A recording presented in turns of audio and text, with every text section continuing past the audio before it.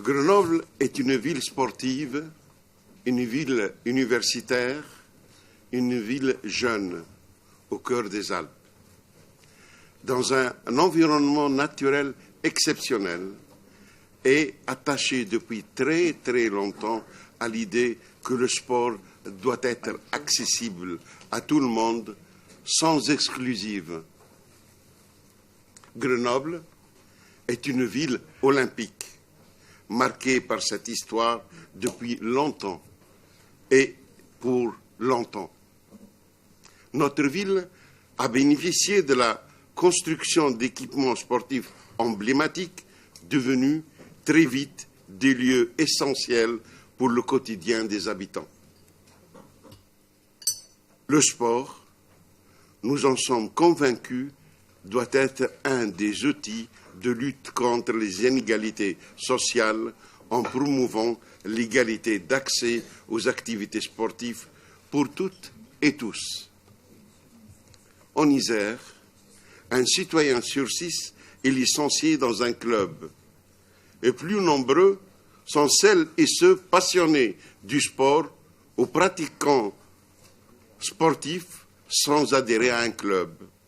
La place de toutes et de tous doit être reconnue, que ce soit pour une pratique de loisir, de compétition et même d'élite. Cette délibération qui vous est présentée ce soir est le fruit de longs échanges avec l'ensemble du monde sportif grenoblois. Tout au long de l'année 2015, nous avons mené une concertation de grande qualité. L'ensemble des acteurs présents a pu porter sa contribution, qu'il en soit remercié. Tout particulièrement, je tiens à dire un grand merci à l'Office municipal des sports et aux clubs et associations de notre ville. De plus, je ne peux pas oublier les agents du service des sports de la ville de Grenoble qui ont su se mobiliser et fournir un travail de grande qualité. Nous avons abouti à une proposition de critères dont l'application doit permettre d'inscrire l'action des clubs aidés dans les priorités de la politique sportive municipale et également d'installer une grande visibilité, une plus grande équité entre tous les partenaires et donc par là même d'éviter de trop grandes disparités de traitement entre associations. Par ces critères, nous souhaitons assurer une véritable transparence dans les relations entre la ville et les associations sportives que, rappelons-le, exercent pour le compte de la collectivité des missions d'intérêt général. À ce titre, nous faisons le choix de développer une politique sportive publique. Pour nous, c'est un enjeu majeur.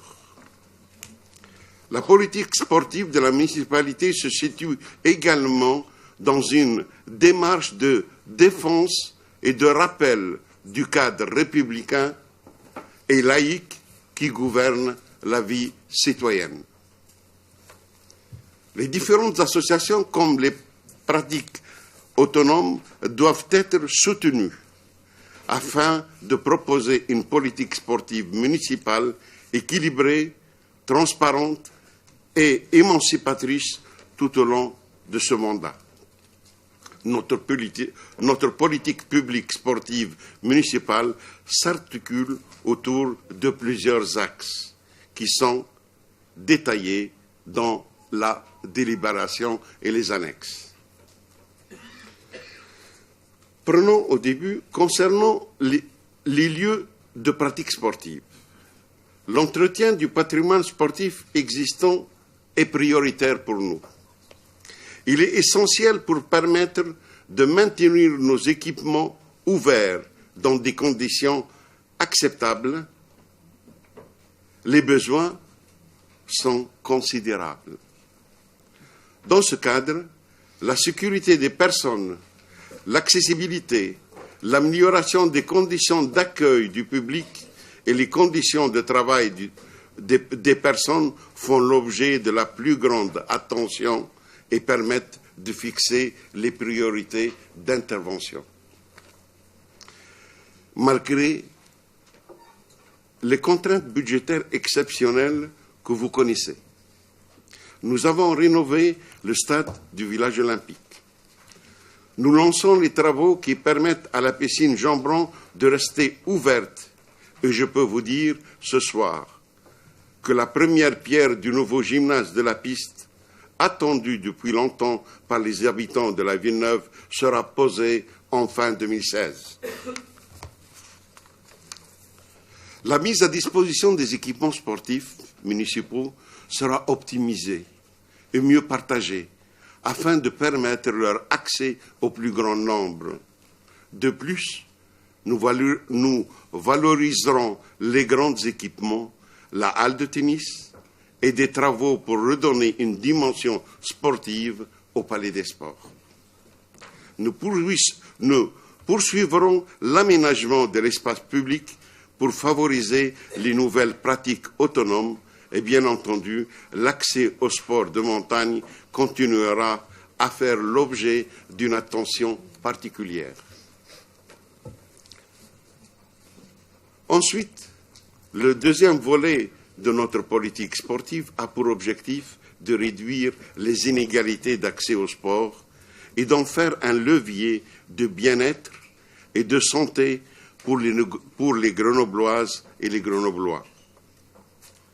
La promotion de la mixité et de l'égalité femmes-hommes fait l'objet d'un travail approfondi. Plusieurs projets ont déjà vu le jour. Nous avons noué un partenariat avec l'Agence pour l'éducation par le sport. Nous avons créé l'école municipale de foot féminin. Cette expérience unique en France est d'ores et déjà un succès et réunit des jeunes filles de tous les quartiers de notre ville. Je vous invite à aller voir ce beau projet les mercredis après-midi. C'est une réelle fierté pour nous tous. Le sport est un formidable levier éducatif. La ville de Grenoble peut être fière du travail de la mission de sport et quartier, qui permet chaque jour à des jeunes de notre ville de découvrir des activités sportives tout en bénéficiant d'un encadrement de qualité et de proximité. L'activité physique et sportive à l'école continuera à bénéficier de notre part d'un soutien fort.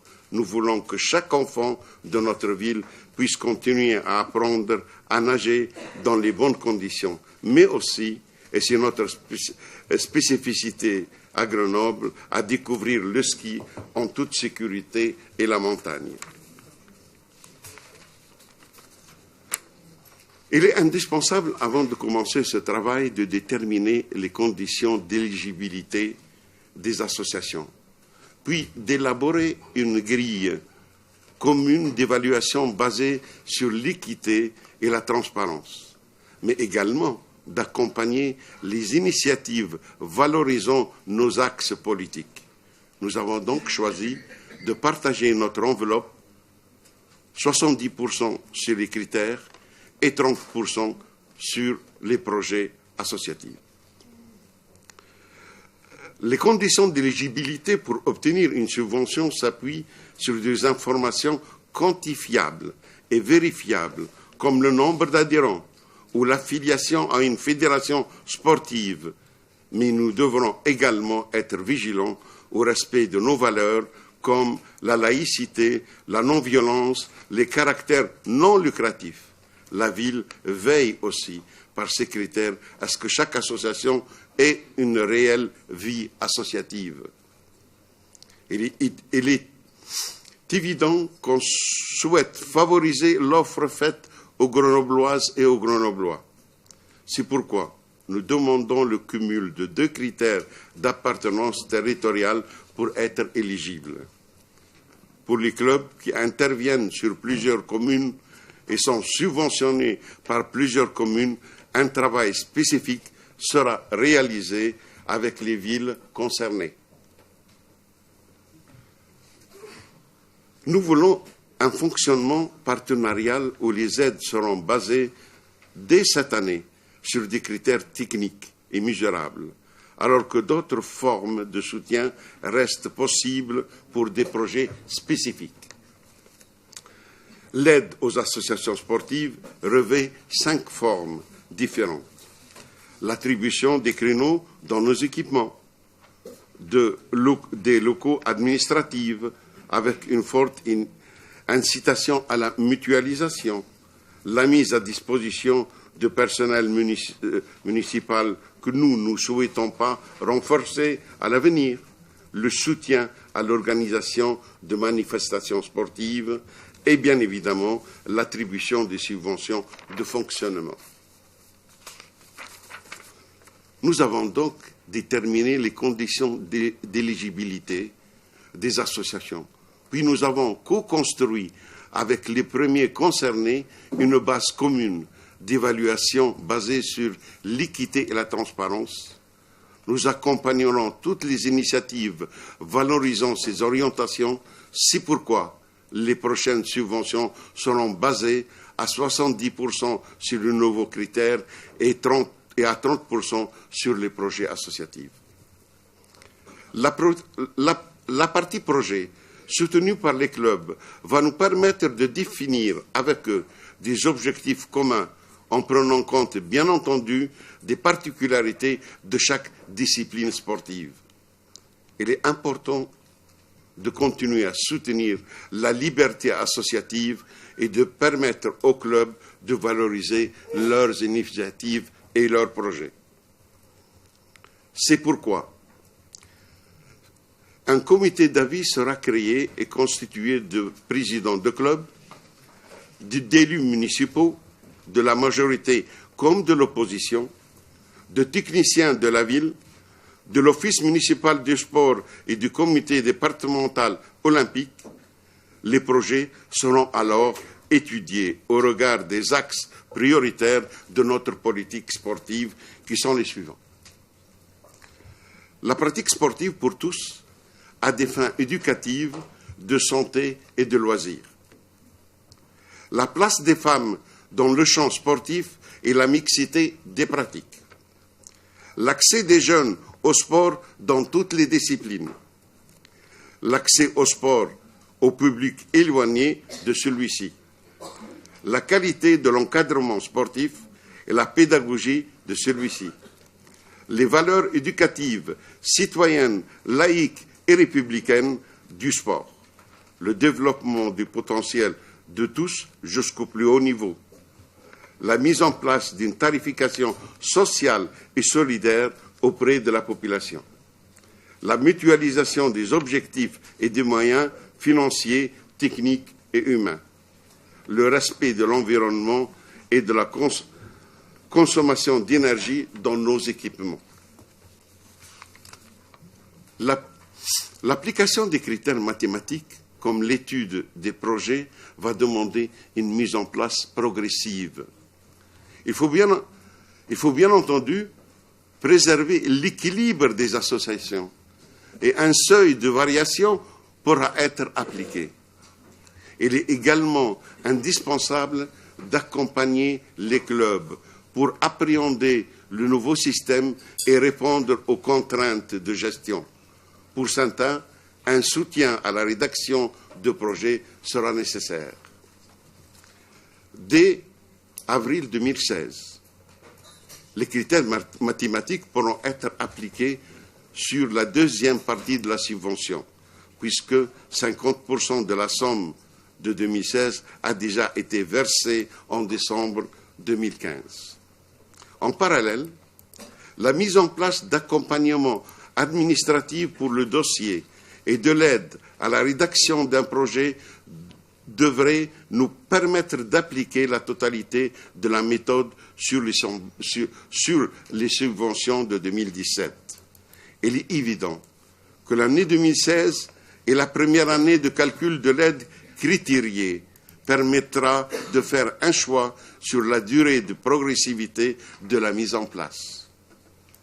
Nous n'oublions pas ce qu'on appelle les groupements sportifs, plus clairement les clubs professionnels, de par leur spécificité et les règles particulières qui les régissent. Nous ne les avons pas intégrés dans la critérisation. Rappelons tout de même qu'ils ont été impactés par une baisse de subventions. Ces subventions restent bien entendu conditionnées au strict respect des conventions d'objectifs et du moyen signées. L'année 2016 est une année de mise en place. Nous serons attentifs à ce que tout cela se passe de la meilleure manière possible en accompagnant les clubs et les associations dans ce changement. Comme vous pouvez le constater, c'est un travail de longue haleine qui est mené. Je compte sur votre soutien. Il sera apprécié du mouvement sportif. Merci.